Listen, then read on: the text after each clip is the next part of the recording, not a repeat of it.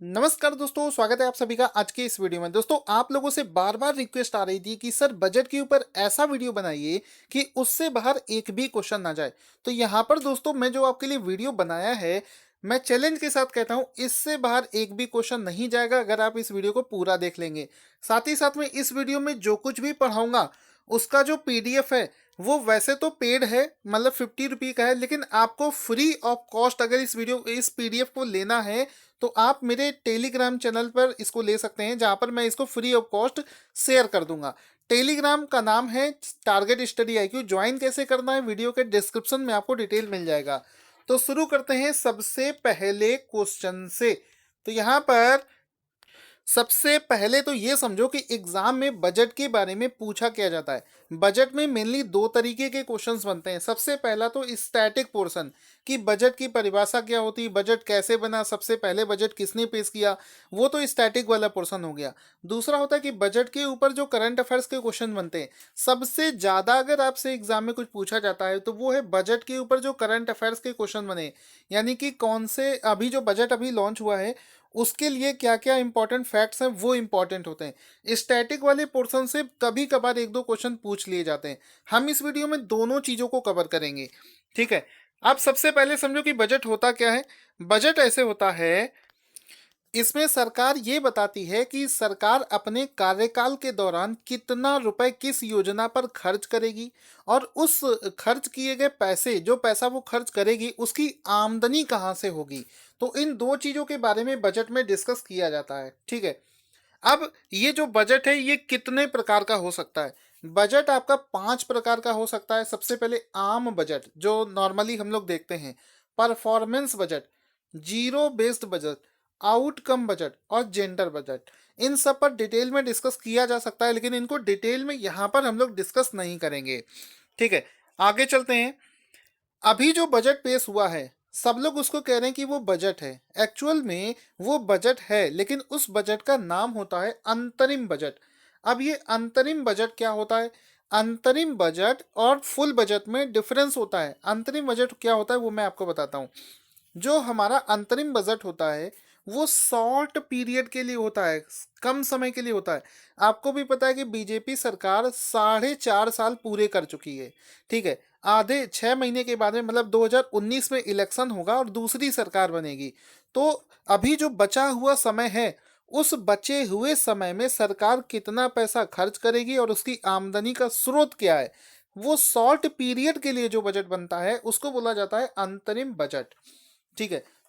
क्योंकि 2019 के में इलेक्शन के बाद में जो नई सरकार बनेगी वो अपना पूरा फुल बजट पेश करेगी। इस वजह से ये छोटा वाला बजट बनाया जाता है, जिसको मिनी बजट भी बोल दिया जाता है। तो इसको बोलते हैं अंतरिम बजट। तो आप समझ गए होंगे कि पूरा बजट यानी कि पूर्ण बजट और अंतरिम बजट में डिफरेंस होता है, ठीक है। तो ये जो अंतरिम बजट है मेनली तभी पेश किया जाता है जब सरकार बदलने वाली हो। तो 19 का इलेक्शन आ गया है तो सरकार बदलने वाली है। अब यहाँ पर देखो क्वेश्चन क्या बनेगा। पहला क्वेश्चन क्या बनेगा, आजादी के बाद देश में अब तक कौन सा अंतरिम बजट पेश हुआ है। तो देखो अभी 14 अंतरिम बजट पेश हो चुके थे। इस बार जो अंतरिम बजट पेश हुआ है वो इस देश का आजादी के बाद का 15वां अंतरिम बजट है, ठीक है। तो यहाँ पर देख लेना, डी ऑप्शन बिल्कुल सही हो जाएगा कि इस बार देश का 15वां अंतरिम बजट है। एक एक क्वेश्चन को करते चलेंगे। पीडीएफ जरूर ले लेना टेलीग्राम चैनल से, मैं आपको बार बार बता देता हूँ। अब दूसरी चीज देखो, इस बार बीजेपी की सरकार में आपने भी देखा होगा गायों को लेकर बहुत ज्यादा चर्चा हुआ था। तो यहाँ पर सरकार ने क्या डिसाइड किया है कि 2019 के बजट में गाय की सुरक्षा को लेकर किस आयोग की स्थापना की घोषणा करी गई है। तो यहाँ पर गायों की सुरक्षा को लेकर जो आयोग बनाया गया है उसका नाम है राष्ट्रीय कामधेनु आयोग, ठीक है। यहाँ पर देख लेना, ऑप्शन बी सही हो जाएगा। आपको गाय भी दिखा देता हूँ। काऊ के प्रोडक्शन के लिए कौन सा आयोग बनाया है, राष्ट्रीय कामधेनु आयोग। बी ऑप्शन यहाँ पर बिल्कुल सही हो जाएगा। आगे चलते हैं। बजट 2019 में रक्षा बजट की राशि कितनी रखी गई है। सबसे इंपॉर्टेंट होता है, देश की रक्षा से बढ़कर कुछ भी नहीं है, इस वजह से इसको ऊपर करवा रहा हूँ क्वेश्चन को। तो देखो जो डिफेंस वाला बजट है उसको रखा है 3 लाख करोड़ रुपए, ठीक है। सब डेटा है, बार बार आपको रिवीजन करना पड़ेगा इसका। 3 लाख करोड़ रखा है रक्षा बजट का। चूंकि ये रक्षा बजट है, इस वजह से इसका फोटो भी दिखा देता हूँ, डिफेंस इक्विपमेंट दिखा रहा हूँ। रक्षा बजट के लिए कितना है, 3 लाख करोड़ रुपए को रखा गया है। आगे चलते हैं। बजट में अगले 5 साल में सरकार कितने डिजिटल गांव बनाने की योजना बना रही है। तो अगले 5 सालों में सरकार ने 1 लाख डिजिटल योजनाओं को बनाने का लक्ष्य रखा है। तो ऑप्शन ए यहाँ पर बिल्कुल सही हो जाएगा। ये आप फोटो देख सकते हैं, डिजिटल गांव बनाया जाएगा। डिजिटल गांव को दिखाने का ये तरीका आप देख सकते हैं कि गांव को रिप्रेजेंट कर रहा है ये बैलगाड़ी, और उसको डिजिटल कर दिया, यानी कि उस पर रख दिया लैपटॉप। तो मतलब गांव का डिजिटलीफिकेशन हो जाएगा। तो कितने यहाँ पर, 1 लाख गांव को डिजिटल बनाने की योजना बना रही है।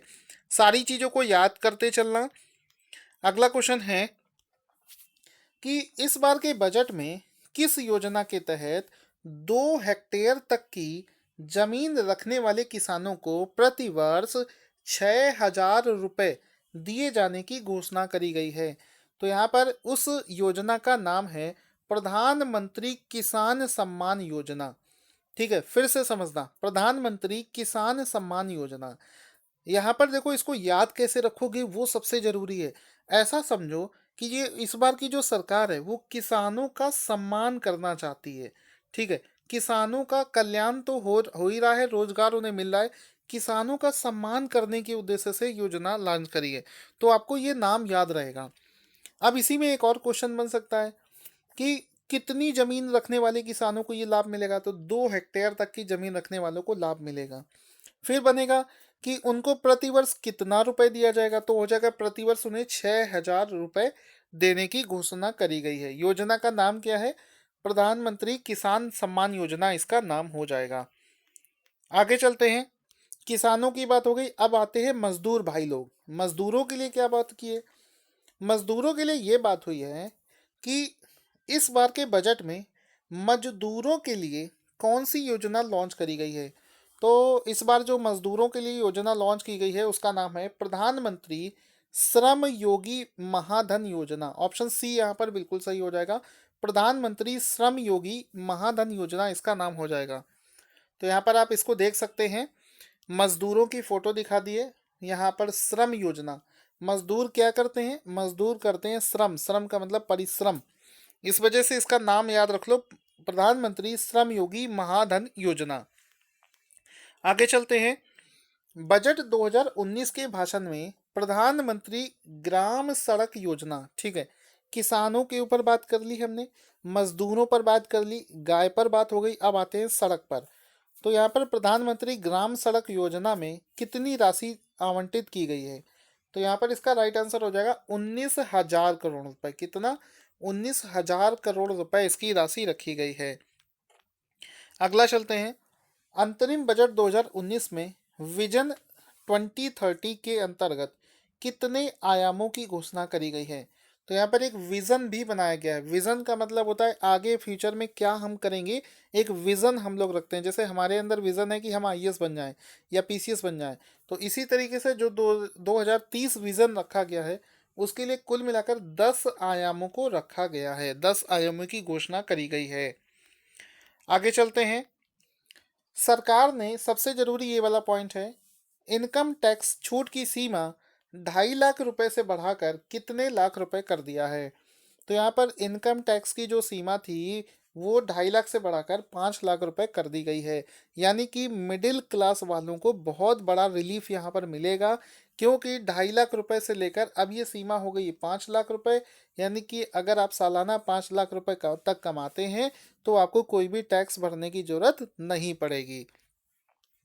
आगे चलते हैं अगले क्वेश्चन की तरफ।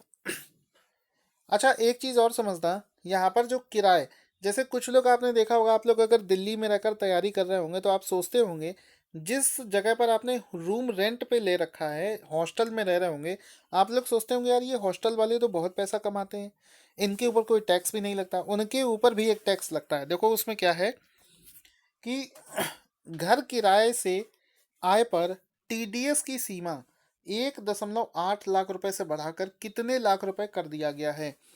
तो यहाँ पर इसको कर दिया गया है 2.4 लाख। टीडीएस का मतलब होता है टैक्स डिडक्शन एट सोर्स। अगर आप अपना घर किराए पर उठाते हैं और आपकी आय 2.4 लाख से ज़्यादा है, तो आपको वहाँ पर टीडीएस फाइल करना पड़ेगा। ठीक है, आगे चलते हैं। मनरेगा हर बार ये क्वेश्चन पूछा जाता है, मनरेगा वाला। यहाँ पर है कि बजट 2019 में मनरेगा के तहत कितनी राशि आवंटित की गई है। तो यहाँ पर इसका राइट आंसर हो जाएगा 60,000 करोड़। 60,000 करोड़ रुपए मनरेगा के अंतर्गत राशि आवंटित करी गई है। तो ऑप्शन डी यहाँ पर बिल्कुल सही हो जाएगा। अगला क्वेश्चन है यहाँ पर कि बजट 2019 में राष्ट्रीय गोकुल मिशन के लिए आवंटन को बढ़ाकर कितने करोड़ रुपए कर दिया गया है। तो ये जो राष्ट्रीय गोकुल मिशन है, इसके लिए 750 करोड़ रुपए इसकी राशि कर दी गई है। तो इसको भी अच्छे से समझ लेना, याद कर लेना। आगे चलते हैं अगले क्वेश्चन की तरफ। बजट 2019 में 22वां एम्स कहाँ पर स्थापित किए जाने की घोषणा करी गई है। तो इस बार जो 22वां एम्स बनेगा, उसकी घोषणा हरियाणा राज्य में बनाए जाने की घोषणा करी गई है। तो ऑप्शन सी यहाँ पर बिल्कुल सही हो जाएगा। एम्स का एक फोटो भी देख लोगे तो आपको और अच्छे से आइडिया हो जाएगा। अगला क्वेश्चन है कि स्वतंत्र भारत का पहला बजट कब पेश किया गया था। तो स्वतंत्र भारत का जो पहला बजट है वो 26 नवंबर 1947 को पेश किया गया था। अब स्टैटिक जीके वाले क्वेश्चन हम लोग पढ़ेंगे बजट से रिलेटेड। अगला क्वेश्चन है कि पहला बजट प्रोफिलिंग ने कब पेश किया था। तो पहला बजट जो था उसको फिलिप ने 1733 ईस्वी में पेश किया था। तो ऑप्शन ए यहाँ पर बिल्कुल सही हो जाएगा। भारत का पहला बजट जेम्स विल्सन के द्वारा कब रखा गया था। तो देखो, भारत का जो अभी बात हो रही थी ब्रिटेन की, भारत का जो पहला बजट है जिसको जेम्स विल्सन ने रखा था, इसको रखा था 1860 ईस्वी में। ऑप्शन सी यहाँ पर बिल्कुल सही हो जाएगा। 1860 में इसको पेश किया गया था। अगला प्रश्न है कि स्वतंत्र भारत का पहला बजट 1947 में किसने पेश किया था। तो स्वतंत्र भारत का जो पहला बजट था उसको आर के शम्मुखम सेठी ने पेश किया था। ऑप्शन सी यहाँ पर बिल्कुल सही हो जाएगा। ये फोटो है आर के शम्मुखम सेठी का, जिन्होंने पहला बजट स्वतंत्र भारत का पेश किया था। अगला है, भारत का पहला गणतंत्र बजट 1950 में किसने पेश किया था। तो भारत का पहला जो गणतंत्र बजट है उसको पेश किया था जॉन मथाई ने। ऑप्शन ए यहाँ पर बिल्कुल सही हो जाएगा। 1950 में पहला गणतंत्र बजट पेश किया गया था। उसके बाद में है, देश के कितने प्रधानमंत्रियों ने प्रधानमंत्री रहते हुए बजट पेश किया। तो कुल मिलाकर 3 प्रधानमंत्रियों ने प्रधानमंत्री रहते हुए बजट पेश किया, जिनका नाम है जवाहरलाल नेहरू, राजीव गांधी और इंदिरा गांधी। ये 3 इसके राइट आंसर हो जाएंगे।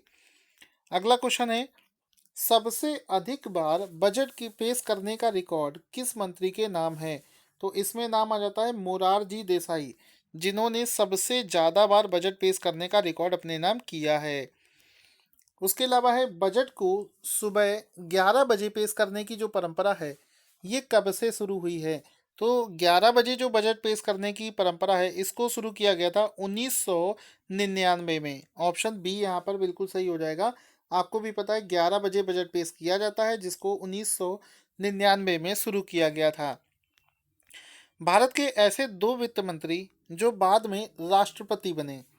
तो यहाँ पर देखो, ऑप्शन डी सही हो जाएगा। प्रणब मुखर्जी और मनमोहन सिंह दोनों ही पहले फाइनेंस मिनिस्टर थे और बाद में वो चलकर राष्ट्रपति बने हैं। बजट पेश करने की तारीख 1 फरवरी कब से हुई। पहले ये फरवरी के लास्ट वीक में बजट पेश किया जाता था, लेकिन अब इसको 2017 से बीजेपी सरकार ने इस रूल को चेंज कर दिया है और इसको 1 फरवरी को लॉन्च करने की घोषणा कर दी है। बजट शब्द का मतलब क्या होता है। देखो, बजट का मतलब होता है चमड़े का थैला। ऑप्शन ए यहाँ पर बिल्कुल सही हो जाएगा। आपने देखा होगा जब भी बजट पेश किया जाता है तो इस तरीके का चमड़े के बैग को रिप्रेजेंट किया जाता है। ऐसा माना जाता है कि इसमें वो बजट पूरा जो है वो इसमें रखकर लाया जाता है। तो उसी समय से ऐसा एक ट्रेडिशन बना हुआ है कि इसको बजट ही बोला जाता है और उसको इसी तरीके के लेदर के बैग में रखा जाता है। तो ऑप्शन ए यहाँ पर बिल्कुल सही हो जाएगा। तो दोस्तों इसमें अभी और भी क्वेश्चंस बचे हुए हैं। तो ये जो पूरा पीडीएफ है ये आपको मिलेगा कैसे? ये पेड पीडीएफ है, जो इसे परचेज करना चाहता है वो इसे परचेज कर सकता है। और अगर आप इसे फ्री में लेना चाहते हैं तो गूगल प्ले स्टोर से टेलीग्राम ऐप को इंस्टॉल करें और टेलीग्राम में आपको सर्च करना है मेरे चैनल का नाम, यानी कि target study IQ। Target study IQ search करोगे तो 2 लाख मेंबर है मेरे चैनल पर, वो चैनल मिलेगा, उसको ज्वाइन कर लेना। वहाँ पर आपको ये वाला पीडीएफ मिल जाएगा।